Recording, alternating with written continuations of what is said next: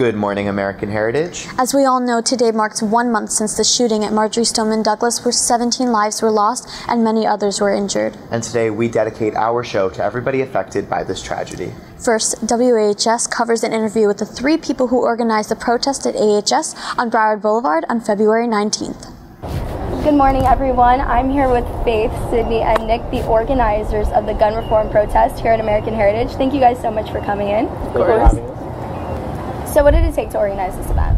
So there's a lot of preparation that goes into something like this. So the first thing we did was we scoped out all sorts of venues. After we actually contacted the police department and asked for information and protection and all of those things, they told us that the school itself just might be a good place to go. So how did you guys expect it to turn out? So initially, I think when we decided we were doing a protest, Faith turned to me and said we could get at least 10 people to show up. And we were pretty sure, the reason we contacted the police first was because we were pretty sure there was a rule that if you had more than 50 people, you needed a permit. We were like, we'll never get more than 50 people there, but just in case, let's contact them, see what we need to do. By about halfway through Sunday, when people started responding to the Facebook event and on social media, we were like, okay, maybe it'll be like a little bit closer to 100, but we'll never pass 100. So I think it's safe to say we never expected it to turn out as great as it did, and as many people who showed up as did. Estimates are close to over 200 people, so that's really cool. Administration came, Ms. Plum was there, Dr. Lori was there, Dean Noli. It was a lot. We didn't expect it at all. So Faith, you have a pretty strong social media presence. What do you think the role that social media played in this whole event was? Like the day before the protest, I was scrolling through Snapchat and just looking at the stories, and it was all that yellow poster that we sent out. And so really, social media was like all of how this occurred. So I've seen similar things happen at different schools, like Flanagan, like Cooper City, Western, pretty much all the local schools are getting together. What do you guys think of this chain reaction that's going on? I mean, I think it's so cool that other schools are sort of getting it together. I mean, our biggest message through our protest was, if we can do it, anybody can do it, and that everyone should start trying to make their own sort of movement go on at their own school too, because the bigger this gets and the more attention it continues to get, the more the legislature has to start listening to us, essentially. And I think it's been really cool. We've had people from other schools reaching out to us and asking us for advice on how to go about everything, where they can find a megaphone. The answer to that is literally nowhere. And just how they can help. It's not even if people just want to plan a protest, but we've had so many people, just like Heritage students as well, just asking how they can help and do even the bare minimum to kind of help keep this moving and keep the momentum going. So that being said, how can they help? How can they keep this movement, with the momentum that it's going right now? People our age are pretty much the entire movement right now. I mean, like, at the forefront of it, you see the kids at Stoneman Douglas. I mean, that's exactly the reason that it is getting so much attention, that it is continuing, because these kids are the first time that the victims of a school shooting are speaking out like this and calling for this much change. Without them, I don't think this movement would have nearly as much momentum as it does right now, and I think they're not going to give up, is the cool thing. And it's really cool to see other students from other schools, kind of like what happened at Heritage, coming out and supporting them and saying, this isn't just a Stoneman Douglas thing, this isn't a Broward County thing, this isn't even a Florida thing, this is a national occurrence that we all need to unite together. I completely agree. Well, thank you so much, Faith, Sydney, and Nick, for coming out to speak to me today. You guys are really at the forefront of something amazing. For WAHS News, I'm Sophia Donskoy, Plantation, Florida. We applaud every student, teacher, and administrator who was able to come out and support the Never Again movement. And we all want to continue to support this movement and keep the momentum going, but we want to continue it safely. Now we send it off to some of Heritage's student activists to tell you what you could do to stand in solidarity with MSD. Hi Heritage, I'm Irene Newman and I'm in 9th grade. I'm Bella Ramirez and I'm in 9th grade. I'm Eleanor Yeaga and I'm in 9th grade. I'm Amy Haft and I'm in 11th grade. I'm Jacob Mass, I'm in 11th grade. I'm Nick Fonseca, I'm in 12th grade. And I'm Faith Ward and I'm also in 12th grade. We're here to talk to you about community activism in response to the massacre at Stoneman Douglas a month ago today. As you may know, there are unofficial walkouts scheduled for right now that we've been asked to refrain from participating in. Although it'd be great to show our support, all of us walking out of class at once simply isn't safe. If we leave campus, our safety can't be ensured by the security workers who are working hard to keep us safe on campus. But there are so many other ways you can show your support and make a real change. We're here to talk to you about the different events going on and other things you can do to contribute so that everyone has something to do right now. But first, we want to address some of the issues so that we could all work to fix them. First, we have to address the issue of school safety. We need to make sure our message of morals over money is heard nationally, and ensure that politicians put education and the future of America first. But it's also important that we follow all of the guidelines here at AHS. Our security is working very hard to keep us safe, so if we follow their guidelines, we can keep everyone as safe as possible. It is imperative that we fight for the change that we want to see. After the attack last month, we need common sense gun reform such as restricting access to semi-automatic weapons, banning of bump stocks, and universal, in-depth background checks. In gun reform discussion, demonization of mental illness can be common. People often ignore how this can affect people actually dealing with mental illnesses, most of whom aren't violent, as the media often likes to portray them. If you are struggling with a mental illness, just know that there is absolutely no shame in seeking help, even if sometimes it doesn't feel like that. And if you aren't struggling with mental illness, please try to be supportive and considerate of the people around you. Everyone's going through something and you never really know. Try to do some research so that you can be aware of the signs that someone is struggling, and remember that we're all human in this. Now, here's some information on all the different ways you can contribute. Stay tuned after for more information regarding activism and our new club. Hi everyone, so I, along with my good friend Eden Kinlock, am Heritage's ambassador to the March for Our Lives taking place in Parkland. This march is meant to demonstrate that we want our lives and safety to become a priority, and that we want to see our legislators put an end to gun violence and our culture of mass shootings. You may have heard about the march taking place in Washington, D.C., but if you can't make it up there, I would highly recommend attending the one in Parkland. The route begins at Pine Trails Park, heads down towards Marjory Stoneman Douglas High School, and heads back to the park. It begins at 10 a.m., but you should arrive around 9. Please keep in mind that the parking situation is going to be rough, so we're working on coordinating transportation. So please, bring your own water, make some signs, and be ready to show your support for the MSD kids and the Never Again movement. If we want to make a difference, we must beat our opposers in numbers. Attend a rally, start a rally, do something. Come together as a community and a society and a country and help these 17 people get the justice they deserve. As we saw at our own school's protest in February, coming together and working towards progression is beyond fulfilling and truly sparks the movement this country needs. We have America's attention, so let's use that and run with it. Don't let your voice get swallowed by adults who refuse to change outdated policies. Instead, protest. Get out there and use your voice. You can even make your own events and sign petitions to make your voice heard. I know some large events may seem daunting at first glance, but after careful planning, you will be able to accomplish it. Step 1 is check the legality of the plan you have in mind. Make sure you aren't trespassing an area or breaking any laws. With the march in front of Heritage, the first step the organizers took was to call the police officers to check if it was okay. Be sure to also know the difference between events. If you want a rally or any movement with amplification systems, be sure to have either a permit or ownership of the land you are protesting on. In contrast, marches can be done on public property like sidewalks, as long as they don't go into the street. Step 2 is to find any speakers you want, and step 3 is to spread the word. If you still want to show your activism without planning an event, you can still sign petitions online. There are a ton of petitions on websites like change.org. All they require is your email, name, and address. In a few simple clicks, your support is shown, and if enough people sign it, change is made.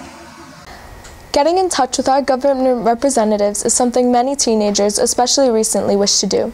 We wish to write to them and tell them our story and ask for a change in our legislature. However, the question becomes, how do you actually get in contact with your government reps? In our technologically advanced society, many people say to simply write them an email, but the amount of spam and junk email that a single citizen receives becomes overwhelming, and so many people do not read their emails in detail. This is the same problem for government representatives. The solution to this is to write letters to your government reps. Writing letters ensures that your words will be seen by a representative at the official's office. We have been given the power and ability to write to our officials and get their attention. We have the power to write to the people who change the laws. Change is impossible without funding, so one of the easiest ways to make an impact is simply to contribute. Look out for posts on Twitter, Instagram, and Facebook for news about fundraising events, and take part in anything that you see. If you're feeling ambitious, you can even start your own fundraiser or host your own event to raise money for March for Our Lives, any of the scholarship foundations for the victims and their families, or organizations such as Everytown for Gun Violence. Or if you just want to go to any of these organizations' websites and click Donate. Every penny is a step towards change. One of the most important actions we could take as current and future citizens of the United States is fulfilling our duty to our country by voting. We all feel strongly about many issues that have to do with the shooting, and the best way to make our opinions heard is by electing politicians who agree with us. This isn't a matter of red or blue. Right now, it's about electing whoever will make the changes we need. Every vote makes a difference. Our politicians work for us, the people, and if they won't do their job, it's time for them to leave. As citizens of the United States, we can vote as soon as we turn 18, but we could pre-register as early as 16. Here at American Heritage, we help students pre-register and vote every year, but this year moving forward, we want to place a bigger importance on registering as soon as possible. Here's more on that. It's enormously important for this movement that we ensure that those who represent us are on our side. That being said, it's nothing short of essential that each and every one of you get out and vote. It's the easiest and quickest way to involve yourself in the political process. You can be as young as 16 and pre-register so that the moment you turn 18, you'll be ready to turn in your ballot. For juniors and seniors, you can pre-register at our annual registration drive, which is being held from March 19th to 23rd this year in your social studies classrooms. On top of that, anyone can become a registrar or someone with the ability to register others to vote through various events by the Voter Participation Project and other similar groups, which are always in abundance. So not only can you make sure your representatives listen, but you can make sure you can multiply your impact by enabling others to do the same. Repost, send, share. In this age of technology, we have the power to be more unified than ever before in human history. However, this power is only impactful if we take the initiative to use it effectively. If you see someone conveying a message online worthy of touching the hearts of the people that can change the policies that keep us in fear, repost, send, share. In addition, using hashtags such as #NeverAgain and #MarchForOurLives can help you reach an incredible amount of people who want to hear your message. It's not enough to just like a post or leave a comment. We must pass on the message if we want to make a difference. We can't just react to it. Snapchat alone has about 178 million daily users from a wide spectrum of countries. Every day you have the potential to reach 178 million people. Power like this is priceless to the immense movement we are fighting for. Use it, repost, send, share. Thank you so much for watching, and we hope you continue to fight for change. For more opportunities to get involved, join our club, Advocating for Change Today, or ACT. Our first meeting is a week from today, Wednesday, March 21st, after school in Miss Hughes' room, 3218, at 3:15. Our goal is to have a central location for everyone to come together so all ideas are heard. Please let us know if you have any ideas you want to implement, or if you're simply looking for anybody to help. Our community is still healing, but it's never too soon to act in order to bring about the change that should have happened after America's first mass school shooting in 1999, especially since the national spotlight is on us. These are some great ideas to get involved, and there are so many other ways to help our friends in Parkland. That's right. Here's a closer look on a unique way to support Douglas. Many students strive to have their literal voices heard, but these students express their figurative voices through their art. At Young at Art Museum, photography and artwork are sold to fundraise for causes like March for Our Lives and Best Buddies.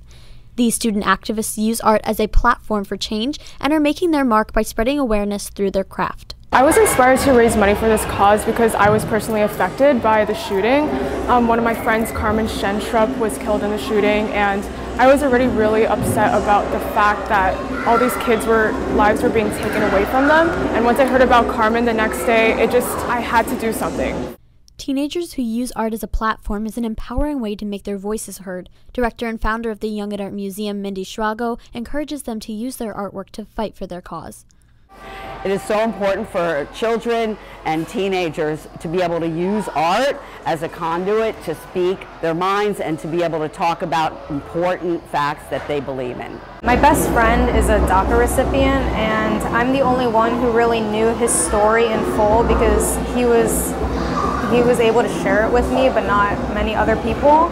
But one day he gave me the permission to make this art piece, and I posted it on social media, and it got a lot of attention at my school. So I decided to make it a series where I just make posters based on my friends that I've known for a very long time and the issues that they deal with.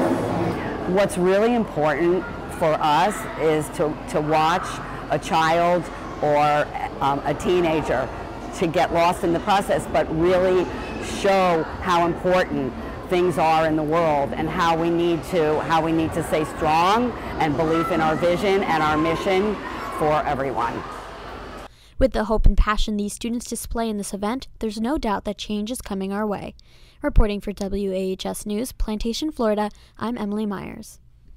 Using art as a way of expression is a really moving way to help raise funds for the victims. That's right, and another way we can make a positive change is by electing officials who support the cause. In order to vote, you have to register. WHS News takes a look into that process.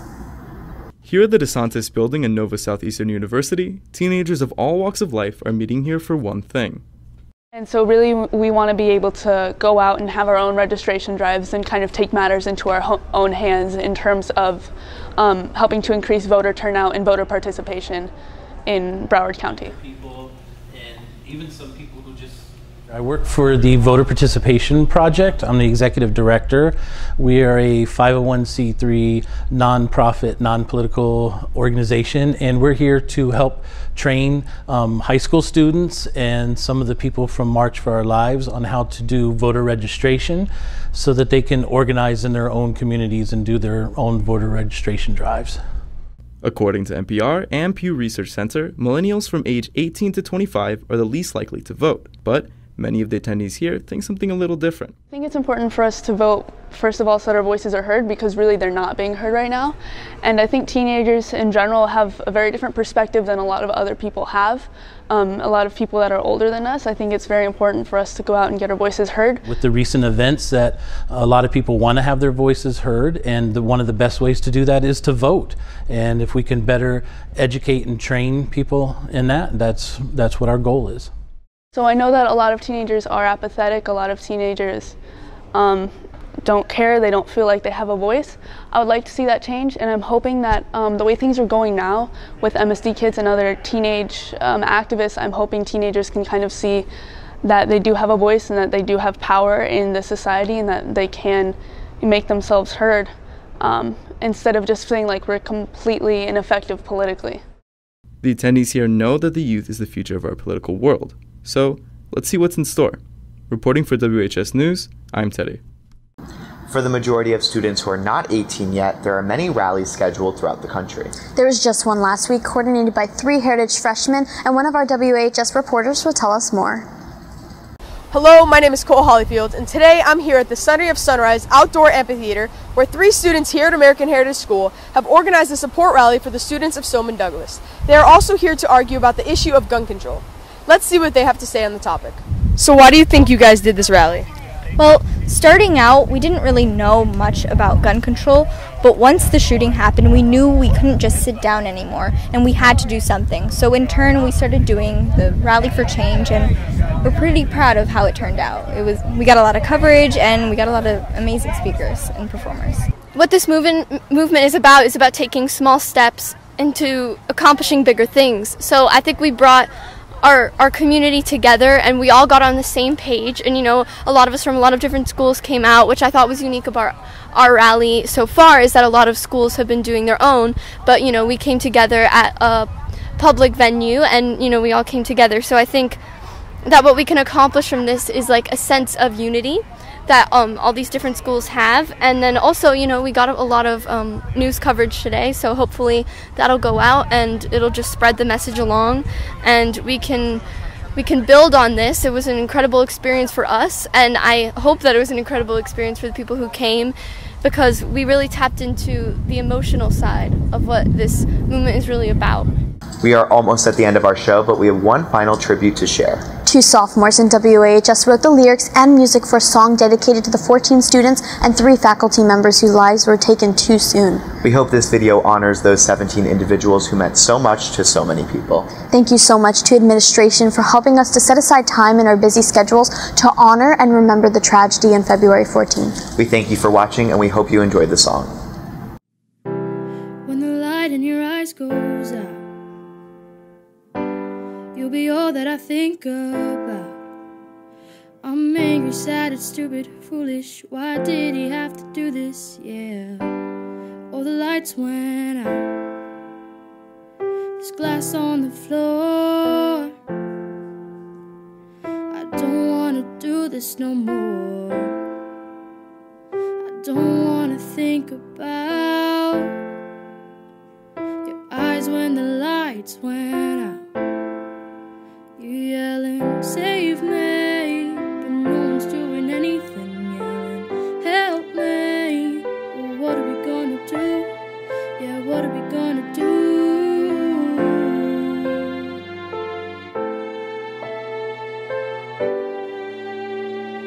blood on the floor.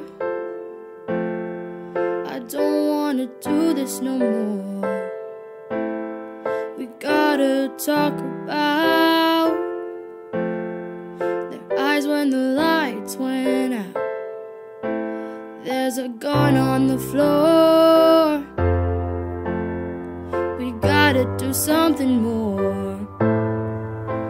Yeah, we gotta talk about all those 17 lights going out. There's love in our hearts, cause that's where it starts. There's love in our hearts, cause that's where it starts. There's light in our eyes, cause that's how we see the hope that's given to you and me. You're yelling, save me, but no one's doing anything, yelling, help me. Well, what are we gonna do? Yeah, what are we gonna do?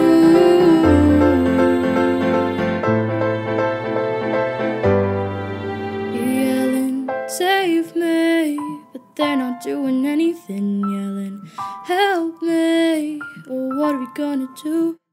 We know what we have to do, 'cause those 17 lights went out.